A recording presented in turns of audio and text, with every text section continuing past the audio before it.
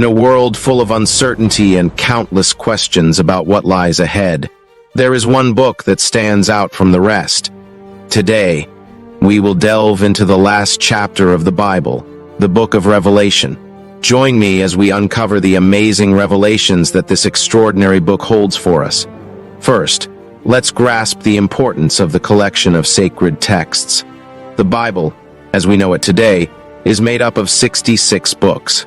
It was inspired by divine guidance and carefully selected to form the sacred collection of scriptures, and it reached its completion with the book of Revelation. The book of Revelation is the pinnacle of God's revelation to humanity. It serves as a prophetic message, unveiling what is yet to come. So, what are some of the things that the book of Revelation unveils to us? Let's explore. First, reveals the unveiling of Jesus Christ. The book of Revelation opens with the revelation of Jesus Christ himself, revealing his divine essence, power, and control. It uncovers the magnificent splendor of our Savior. In Revelation 1 verses 1 to 2, it is written, "I, John, am the one who heard and saw these things. And when I heard and saw them, I fell down to worship at the feet of the angel who showed them to me. But he said to me, 'You must not do that. I am a fellow servant with you and your brothers the prophets, and with those who keep the words of this book. Worship God.'" The Apostle John, while banished on the island of Patmos, received a heavenly revelation directly from Jesus Christ. This unveiling of Jesus is filled with awe-inspiring symbols, imagery, and prophetic messages. Through this unveiling, we grasp the complete picture of who Jesus is. He is not only the humble Savior who walked the earth, but also the triumphant King and the Alpha and Omega, the beginning and the end. In Revelation 1 verses 12 to 18, John recounts his encounter with the glorified Christ. "I turned around to see the voice that was speaking to me. And when I turned, I saw 7 golden lampstands. And among the lampstands was someone like a son of man, dressed in a robe reaching down to his feet, and with a golden sash around his chest. The hair on his head was white like wool, as white as snow, and his eyes were like blazing fire. His feet were like bronze glowing in a furnace, and his voice was like the sound of rushing waters. In his right hand he held 7 stars, and coming out of his mouth was a sharp, double-edged sword. His face was like the sun shining in all its brilliance. When I saw him, I fell at his feet as though dead. Then he placed his right hand on me and said, 'Do not be afraid. I am the first and the last. I am the living one. I was dead, and now look, I am alive forever and ever, and I hold the keys of death and Hades.'" This breathtaking vision unveils Jesus Christ in his complete glory and magnificence. His presence emanates authority and majesty. He possesses power over life and death, symbolized by the keys of death and Hades. Through the revelation of Jesus in the book of Revelation, we are reminded of his eternal sovereignty, his triumph over sin and death, and his role as the ultimate judge of all creation. The book of Revelation invites us to worship and honor Jesus Christ, recognizing his divine essence, power, and control.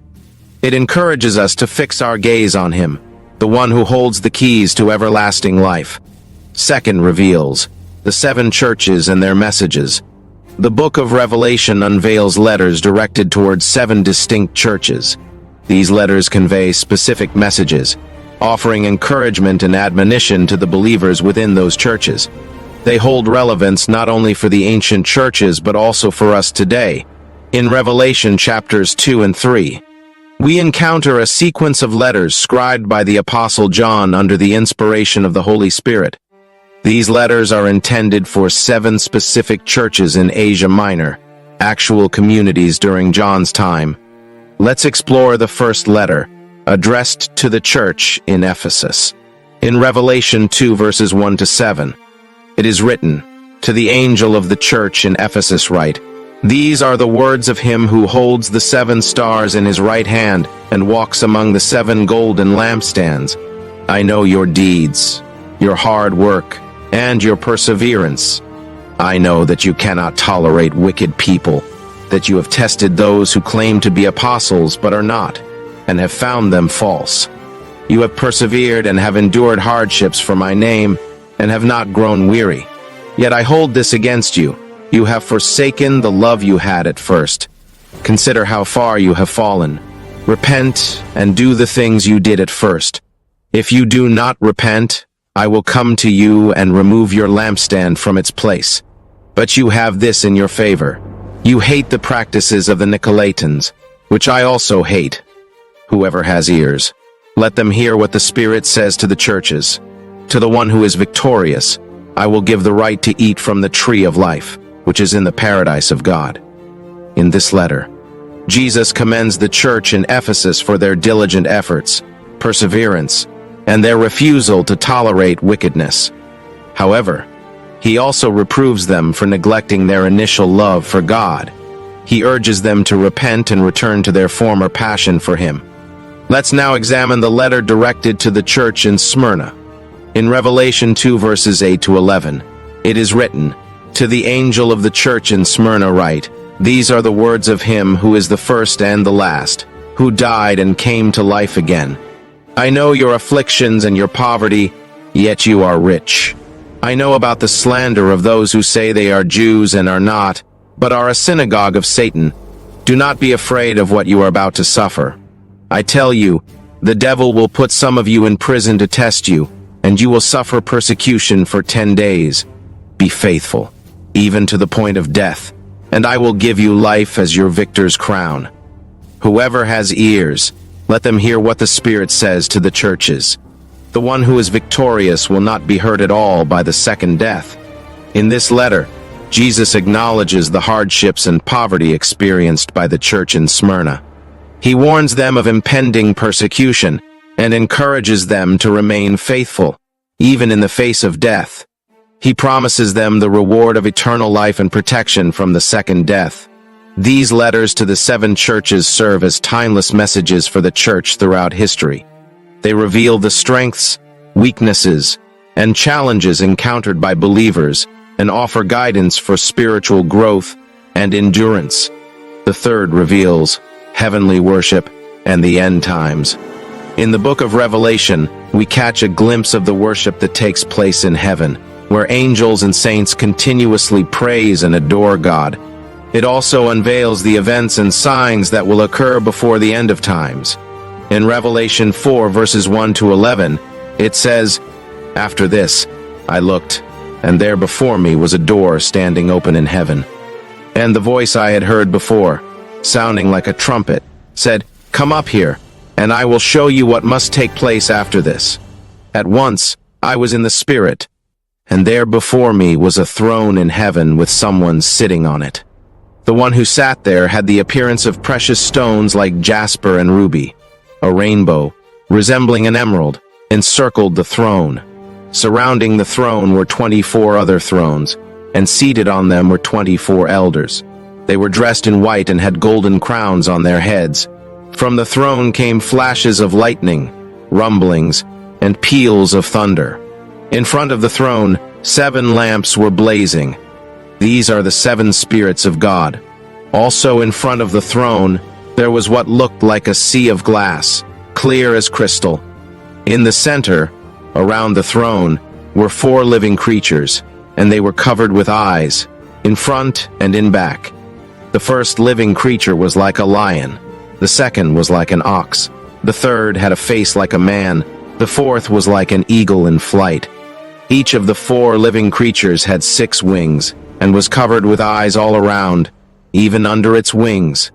Day and night, they never stopped saying, "Holy, holy, holy is the Lord God Almighty, who was, and is to come." Whenever the living creatures give glory, honor, and thanks to him who sits on the throne, and who lives forever and ever, the 24 elders fall down before him who sits on the throne and worship him who lives forever and ever. They lay their crowns before the throne and say, "You are worthy, our Lord and God, to receive glory and honor and power, for you created all things, and by your will They existed and were created. This passage portrays the majestic and glorious throne room of God. The 24 elders and the 4 living creatures continuously worship and exalt God, acknowledging His holiness, power, and eternal existence. As we delve further into the book of Revelation, we encounter detailed descriptions of the events and signs that will unfold during the end times. These include the opening of the 7 seals, the sounding of the 7 trumpets, and the pouring out of the 7 bowls of God's wrath. For instance, in Revelation 6 verses 1 to 17, the opening of the seals reveals the appearance of the 4 horsemen, symbolizing conquest, war, famine, and death. These events signify the challenging times that will occur before the ultimate victory of God's kingdom. The book of Revelation unveils the heavenly worship and the events leading up to the end times. It reminds us of God's sovereignty and glory and encourages us to remain steadfast and trust in His ultimate triumph over evil. The 4th reveals the time of Great Tribulation and God's judgment. The book of Revelation uncovers a period called the Great Tribulation, characterized by immense turmoil and suffering on earth. It also reveals God's fair judgment upon the wicked and His eventual triumph over evil. In Revelation 6 verses 1 to 17, we witness the opening of the 7 seals, which symbolize the trials and events that will transpire during the Great Tribulation. It states, "I saw the Lamb break the first of the 7 seals. Then one of the 4 living creatures spoke with a voice like thunder, saying, 'Come.' I looked, and there before me was a white horse. Its rider held a bow, and he was given a crown, and he rode out as a conqueror determined to conquer. When the Lamb broke the 2nd seal, I heard the 2nd living creature say, 'Come.' Then another horse came out, fiery red. Its rider was granted the power to take peace from the earth and make people kill one another. He was given a large sword. When the Lamb broke the 3rd seal, I heard the 3rd living creature say, 'Come.' I looked, and there before me was a black horse. Its rider held a pair of scales in his hand. Then I heard what sounded like a voice from among the 4 living creatures, saying, 'A quart of wheat for a day's wages, and 3 quarts of barley for a day's wages, and do not harm the oil and the wine.' When the Lamb broke the 4th seal, I heard the voice of the 4th living creature say, 'Come.' I looked, and there before me was a pale horse. Its rider's name was Death, and Hades followed close behind. They were given power over a 4th of the earth to kill by sword, famine, plague, and by the wild beasts of the earth. When the Lamb broke the 5th seal, I saw beneath the altar the souls of those who had been slaughtered because of the word of God and the testimony they had given. They cried out with a loud voice, 'O sovereign Lord, holy and true, how long before you judge the people who belong to this world and avenge our blood for what they have done to us?' Then a white robe was given to each of them, and they were told to rest a little while longer until the full number of their brothers and sisters, their fellow servants of Jesus who were to be martyred, had joined them. I watched as the Lamb broke the 6th seal, and there was a great earthquake. The sun became as dark as black cloth, and the moon became as red as blood. Then the stars of the sky fell to the earth like green figs falling from a tree shaken by a strong wind. The sky was rolled up like a scroll, and all of the mountains and islands were moved from their places. Then everyone, the kings of the earth, the rulers, the generals, the wealthy, the powerful, and every slave and free person, all hid themselves in the caves and among the rocks of the mountains, and they cried to the mountains and the rocks, 'Fall on us, and hide us from the face of the one who sits on the throne and from the wrath of the Lamb. For the great day of their wrath has come, and who is able to survive?' During the Great Tribulation, the world will be consumed by chaos, wars, famine, and death. The opening of the seals reveals the rise of the Antichrist, the proliferation of violence and conflict, economic instability, and catastrophic natural disasters. These events will test the faith and perseverance of believers and elicit a cry for God's judgment upon the wicked. In Revelation 20 verses 11 to 15, we catch a glimpse of the final judgment, where God's righteousness and justice prevail. It says, "Then I saw a great white throne and the one who was sitting on it. The earth and sky fled from his presence, but they found no place to hide. I saw the dead, both great and small, standing before God's throne. And the books were opened, including the book of life. And the dead were judged according to what they had done, as recorded in the books. The sea gave up its dead, and death and the grave gave up their dead, and all were judged according to their deeds. Then death and the grave were thrown into the lake of fire. This lake of fire is the second death, and anyone whose name was not found recorded in the book of life was thrown into the lake of fire." The book of Revelation portrays the Great Tribulation and God's judgment as a reminder of his sovereignty and righteousness. It serves as a call to repentance and a warning to those who persist in wickedness. However, it also offers hope to believers, assuring us of God's eventual triumph over evil and the establishment of his eternal kingdom. The fifth reveals a new heaven and new earth. Finally, the book of Revelation ends with the revelation of a brand new heaven and a brand new earth. This gives us hope and assurance that God will make everything new, removing all sadness and bringing everlasting joy and peace. In Revelation 21 verses 1 to 5, we catch a glimpse of this amazing future. It says, "Then I saw a new heaven and a new earth. The old ones had passed away, and there was no more sea. I saw the holy city, the new Jerusalem, coming down from heaven, prepared like a beautiful bride for her husband. And I heard a loud voice saying from the throne, 'Look, God's home is now with his people. He will live with them, and they will be his own. Yes, God will make his home among his people. He will wipe away all tears from their eyes, and there will be no more death, sadness, crying, or pain. All the old ways are gone.' Then the one sitting on the throne said, 'Look, I am making everything new.' And he said to me, 'Write this down, because what I tell you is trustworthy and true.'" In Revelation 22 verses 1 to 5, we get more details about the beauty and abundance of the new heaven and new earth. It says, "Then the angel showed me the river of the water of life, sparkling like crystal. It flowed from the throne of God and the Lamb through the middle of the main street of the city. On both sides of the river stood the tree of life, bearing 12 kinds of fruit, yielding its fruit every month of the year. The leaves of the tree are for the healing of the nations. No longer will there be any curse. The throne of God and the Lamb will be in the city, and his servants will serve him. They will see his face, and his name will be written on their foreheads. There will be no more night, and they will not need the light of a lamp or the sun, for the Lord God will shine on them, and they will reign forever and ever." The revelation of a new heaven and new earth fills us with hope and excitement. It assures us that God's ultimate plan of saving and restoring everything will come true. In this new creation, God himself will live among his people, and there will be no more sadness, pain, or death. The old ways will be gone, and everything will be made totally new. My dear friends, the book of Revelation is not just a book of scary things. It is a powerful revelation of God's love, his plan for us, and the final victory of good over evil. As we think about the revelations in the book of Revelation, let's be filled with hope, faith, and a renewed sense of purpose. Let's strive to live our lives according to God's will, knowing that he holds the future.